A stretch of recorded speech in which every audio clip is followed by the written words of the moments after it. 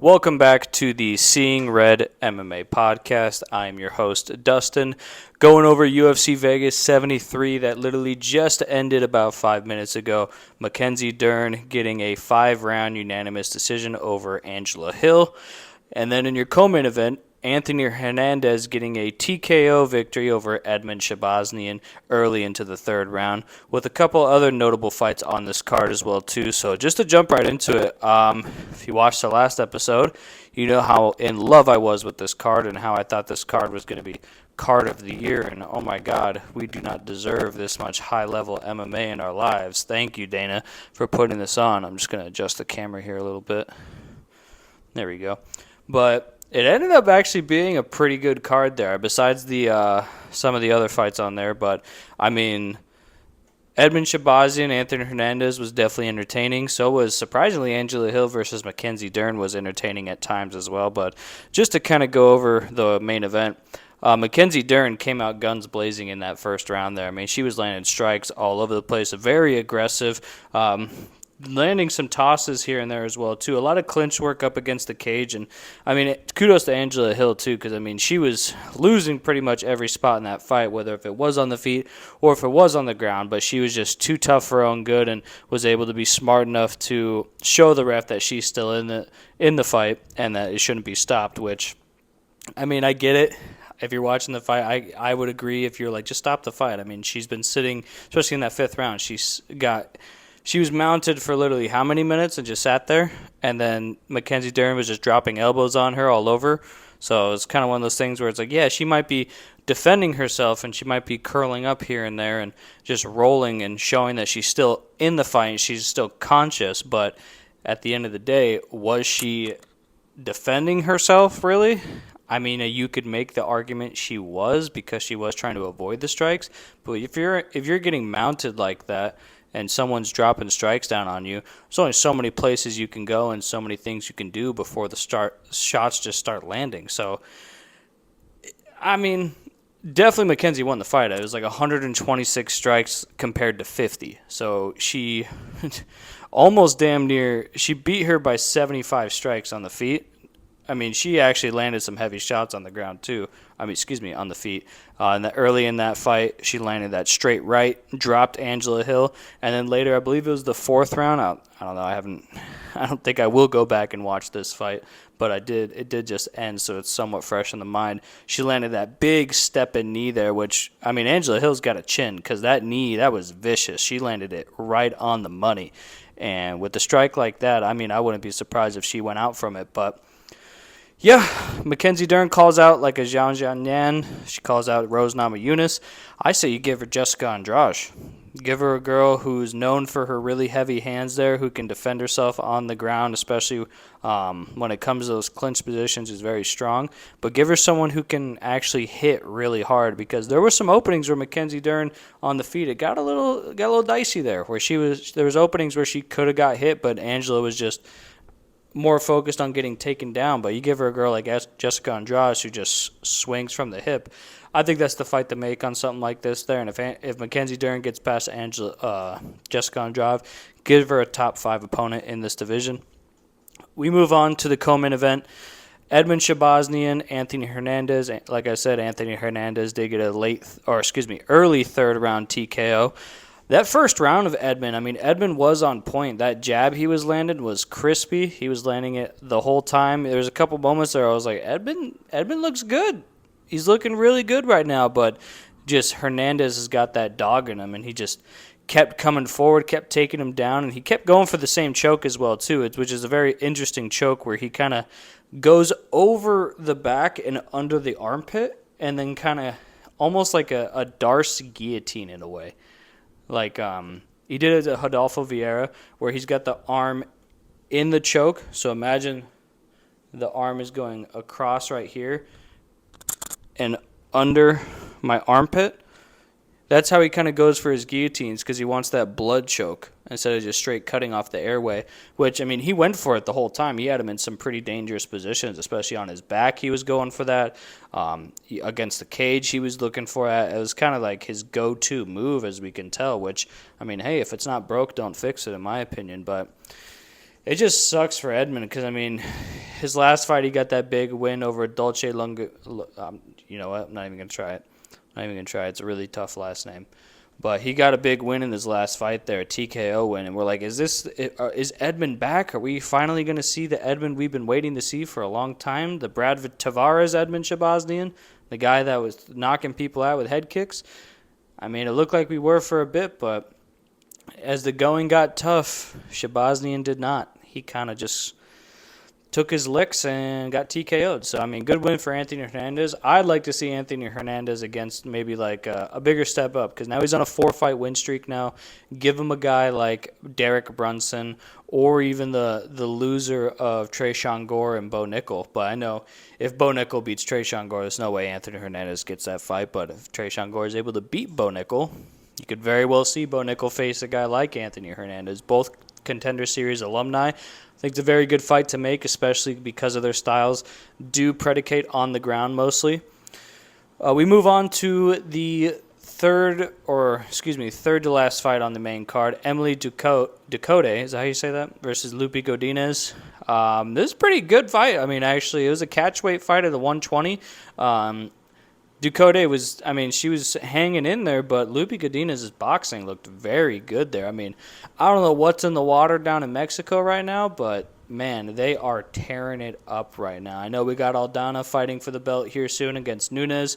Hopefully she can get it done because I think it's about time we get some new blood in that division. We thought we were going to get it with Pena, but obviously Pena is not good and just got lucky, but man, Mexico's on fire right now. If you can get a Mexican champ at 115, 125, 135, then you got Brandon Moreno 125, Yair at 145. I know I'm thinking really far ahead right now, but just the possibilities of that alone, man, you could see a UFC card on Cinco de Mayo weekend down there. And if you still have Mexican champions by that time next year, I think that's card of the year. If not money-wise, could sell out the big old soccer stadium that they got out there. 90,000 people in attendance for, I believe, what was Julio Cesar Chavez's fight. Imagine something like that down there for the UFC. I know we haven't been there in a while, but, man, that would be amazing. I know I'm just kind of thinking really far in advance there, but a dreamer can dream. But, yeah, Lupi Godinez looked very good, especially on the feet there. Defended the takedowns very nicely as well. So she'll start getting higher-ranked opponents as well, too. She's still currently unranked. And catchweight, I believe Lupi does fight at 115 because, I mean, if you're a catchweight fight and you don't fight at 115, why would you fight at 120? Doesn't make sense to go down and wait for a catchweight.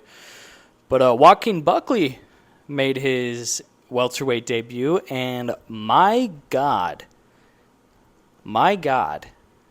he sent Andre Fiallo to the land of wind and ghost with that head kick knockout late in the second round there, and arguably a very late shot too. The ref already had hands on Buckley to kind of tell him like, hey, the fight's over, and Buckley still was like, nah, fam. Bah! Hits him right over the dome while he's laying flat on his back there. So yeah, that was aggressive, and then his I clearly can't say the word, but I know he had a Booker T moment there in the cage where he's yelling into the camera and drops the N-word, but he was like, oh, shit, my bad. But, I mean, he's excited. Let him do his thing. Just never mind. I'm just going to breeze past that. I don't want to get in trouble. But Joaquin Buckley looked very good against Fiallo. I say you give him the winner. I say you give him like Nico Price, something like that next, or even like a not Barbarina, but you get him a good fight at welterweight, somebody that's going to stand and bang with him, and I think there's a lot of guys in that division that will oblige and be willing to stand and bang with Buckley. But man, that power does carry. I mean, he's all the way down at welterweight. Yeah, 15 pounds difference. I guess it doesn't really make an effect. If anything, he has a better gas tank down at 170 because we've seen at 185 a little bit harder on the body there for him. I guess maybe carrying that extra mass is detriment to his cardio there, but at the same time, The power is not gone at welterweight. I'll tell you whose power is not gone. Diego Ferreira. Dude, we were watching this, and that was violent as shit. Diego Ferreira knocked out Michael Johnson with an overhand right in late or early into the second round there, and it was basically the same knockout as when Josh Emmett knocked out Michael Johnson. Michael Johnson's got a problem of when he's trying to post, and from that southpaw stance with a guy who's orthodox, they throw that overhand right. He likes to post out with his right hand, and then for some reason just drops his left hand and doesn't bring it back up to his face to protect against the overhand right, and he just got fucking murked by that thing. He was out before he hit the ground. His legs were crossed. His toes were curled. He was completely stiff. That one was a little bit scary, too. And no follow-up shot needed. But, man, that was a great win for Diego Ferreira. Still keeps him in the conversation because for a while there, I mean, he was kind of building some momentum to be a title shot opportunist. Now he's currently out of the rankings. But with a win like that, you should get at least a top 15 guy. Knocking out Michael Johnson, one punch like that. I know it's not the same Michael Johnson that we're used to, the one that fought like Tony Ferguson or Dustin Poirier, but still, to do that to a high-level fighter like Michael Johnson, that's just some serious shit right there. But I hope Michael Johnson is okay there. I'm still a fan of his, but that was a pretty aggressive knockout. I mean, like I said, he went to the land of wind and ghost. He was out. There was actually 3 knockouts in a row on this card. Mahashete, if that's how you say it, versus Borishev. Slava Claus got a halfway through the second round right hook KO as well too. After dropping Machete in the end of the first round there and got saved by the bell, went back to work in the second round and was able to get the knockout win, which Borishev definitely needed that kind of finish as well, too, to kind of still keep him in the UFC. Because arguably, I mean, Borishev's good. I would believe he's UFC caliber, but, I mean, he was coming off a loss here. I mean, he's got on his record, if we look at his last couple wins, he has a loss against Mike Davis, a loss against DeCasey, but then he does have that win against Bush. So he is currently 3-1, or he's 2-2 in his last 4. So he's even right now. So, I mean, every fighter has a positive record there. But with a fight like that, it's a good finish to have on your record, regardless of who the opponent is. Still shows that you can duke it out. And he's got really sick boxing as well, too. The way he's able to exit the pocket, slip the other punches, and just maneuver around where he's supposed to be. And to hit and not be hit, dude's a problem. I mean, is it going to be a problem for some of the other guys up in the division? Probably not, but still, he's a fun fighter. He's one of those fighters that you stick on like the higher up of the prelims and give him a favorable matchup and expect him to go out there and have a fun fight. He's very entertaining, that's for sure. Karolina Kowalkiewicz versus Vanessa Demopoulos. Kowalkiewicz won a 3-round unanimous decision over Demopoulos there, and yeah, I mean, Demopoulos just looked to be like just a step behind. I mean, Kowalkiewicz was just piecing her up, was faster than her, was landing first, exiting the pocket first, and Demopoulos was kind of just following her around the ring. Wasn't really trying to cut any angles, wasn't really trying to cut her off and land some bigger strikes or do really anything but just try to box her and follow her around. And if you've been watching MMA long enough, you gotta cut some angles. You gotta not follow them in a straight line. You gotta predict where they're going to be and step to that side there and already know what you're going to throw. But Demopoulos just seemed to be a step behind Karolina, and I like this resurgence from Karolina because, I mean, she had a bit of a skid there after fighting Joanna. It hasn't been a great run for her as of late, but, I mean, she's got a win over Juarez, a win over Herring, and then she did lose to Jessica Penne, which kind of a weird loss there. She did have that fight with Jan. She fought Grasso, so she's fought the upper echelon of this division for quite a long time there. So I think this is a fight that can get her back into the rankings. She's currently unranked at the moment, but it's good to see Karolina get on a win there because, I mean, after like the Jessica Andrade knockout where she was just sent to hell, And then all these other fights where it didn't really seem like she was there and she was just kind of collecting a paycheck. It's nice to see her. I don't know what's changed in her camp, if she's maybe switched camps, got a new conditioning coach, whatever, but it seems like she's got that more pep in her step as of now. So it's very good to see, especially if you've been watching for a while. Gilbert Urbina wins the TKO to the body against Orion Koski. Koshi? I don't know how you say that. Cosce. I don't know. But Gilbert Urbina, he was looking really good in that fight there. And, I mean, I know it was the Koski brothers for a while, Contender Series alumni. I don't think they're UFC caliber, unfortunately. I think they need to head back to the regional scene, just get better as far as the stand-up goes and not be so tentative. But at the same time, though, Gilbert Urbina is no slouch as well. I mean, that guy is very good. We know him from The Ultimate Fighter. He is a very good fighter as well, too. So, I mean, it's no slouch to lose to a guy like Gilbert Urbina. It just sucks to see, especially because both of these, they're two brothers coming off the Contender Series. You got two brothers fighting on the same card in Contender Series, and both of them win, and both of them get a contract. You're like, oh, hell yeah. Let's go. It's like the return of the Diaz brothers, so Nogueira brothers, but not in their case.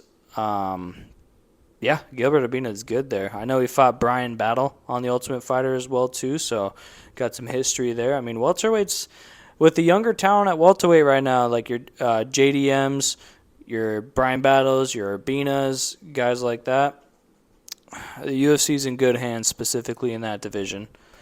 But Ilir Latifi, also known as Beefy Latifi, lost to Rodrigo Nascimento via split decision. Now, I was very surprised at this as well, too. I thought Nascimento was probably going to get like a TKO late in the third or early in the third or something like that, just based off pure exhaustion, because we all know Ilir Latifi, I mean, he wasn't the cardio king at light heavyweight, and now that he's put on a lot more size and is fighting at heavyweight, I mean, it would be understandable to think that he probably doesn't have the best gas tank, especially having more weight on him. But he was able to survive all 3 rounds. Nascimento was tagging him up when he was going forward, but Ilir Latifi did have some moments in that fight, hence the split decision as well. But I think the judges did get it right in this case. Chase Hooper, hey guys, Chase Hooper wins his lightweight debut by unanimous decision and apparently set the record for the 3rd most significant strikes landed in a lightweight bout. So for your lightweight debut, and it also set a record, it's pretty good. It's pretty good. I think Chase Hooper belongs at lightweight there. It seems like he's just got more pep in his step. And he's not like a big guy either. I mean, we all know Chase Hooper. He's a small, skinny guy there. But, I mean, for making 45, 10 pounds, 45 to 55, that's a big difference there. And that could have been the difference maker from some of his other fights, why he was maybe getting chinned so easy and getting knocked down. Maybe he's got more liquid in his brain to prevent against the brain bouncing around the skull. So, hey, if it prevents you from getting hurt and knocked out, I'm all for it. Because, I mean, Chase Hooper, still super young. I think he made his debut at like 19 or something like that on the Contender Series. So, good win for him. I was very impressed with that, especially with the elbows that he was throwing. The elbows he was throwing were like right in the pocket. They were the perfect timed elbows too. He was leading with them as well too. So definitely an improvement in the striking as well too. Because I mean, we all know Chase Hooper's primarily a grappler. So for him to go out there and land these unique strikes that we're not used to seeing from him, major improvements for that guy. Congrats to him. Natalia Silva is Vanderlei Silva, but in woman form, because she went out there and beat the absolute shit out of Victoria Leonardo.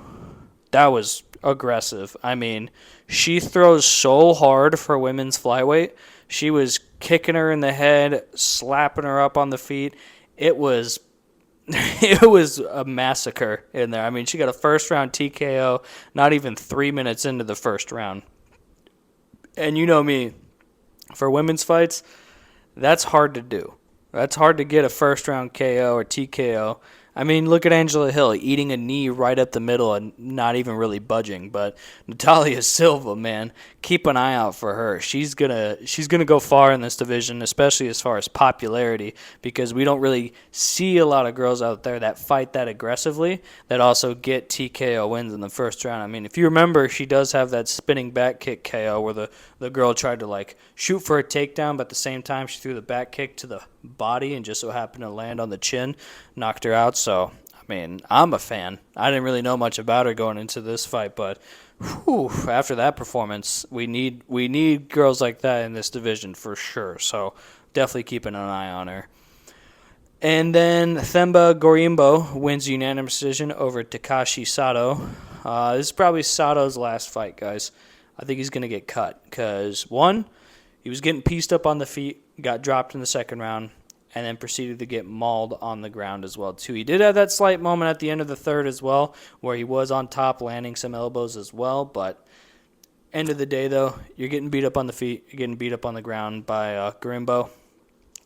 Probably time to pack it in. And I know the UFC's been wanting some Japanese talent in the organization, not even just this division, but in the organization in general for a while.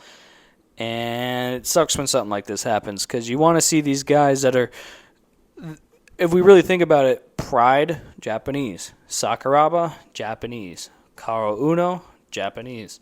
These guys are the OGs of the sport, and it just sucks that we don't really have any representation from where like martial arts really originated from. So hopefully, I mean, he's probably going to get cut, if not one more fight.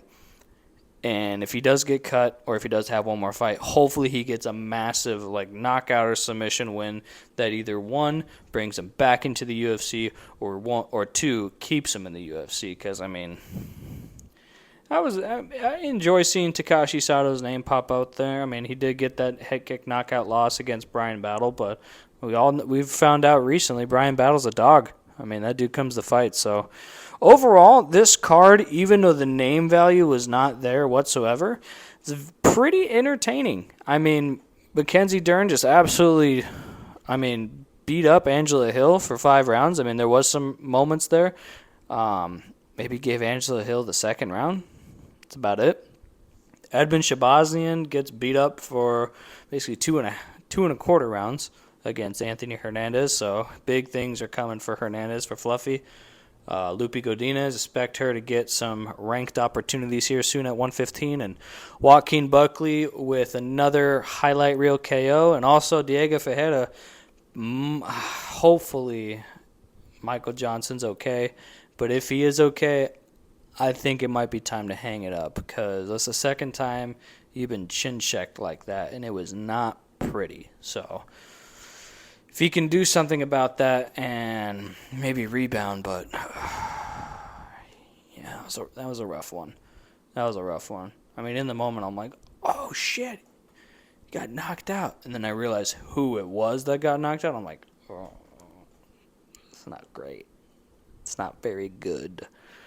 But, yeah, that's your card here. UFC Vegas 73 in the books.